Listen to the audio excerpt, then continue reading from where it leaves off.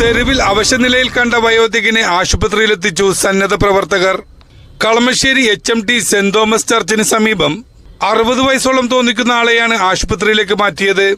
കാലിൽ ഗുരുതര പരുക്കുള്ളതിനാൽ എണീറ്റ് നടക്കാൻ പോലും കഴിയാത്ത അവസ്ഥയാണ്.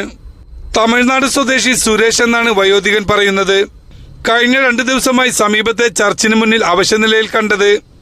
സെന്റ് തോമസ് ചർച്ചിലെ കപ്പ്യാരായ ഷൈജു ഭക്ഷണവും വെള്ളവും നൽകി. തുടർന്ന് സന്നദ്ധ പ്രവർത്തകരെ വിവരമറിയിക്കുകയായിരുന്നു.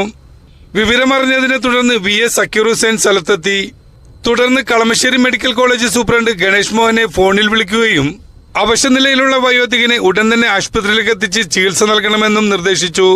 ഇതിനെ തുടർന്ന് ഗണേഷ് മോഹന്റെ നിർദ്ദേശപ്രകാരം ആംബുലൻസ് എത്തുകയും കളമശ്ശേരി പോലീസും സന്നദ്ധ പ്രവർത്തകരുമായ അഷ്റഫ്, മുജീബ്, ഷൈജു എന്നിവർ ചേർന്ന് ആംബുലൻസിൽ വയോധികനെ കയറ്റി കളമശ്ശേരി മെഡിക്കൽ കോളേജിലേക്ക് മാറ്റി.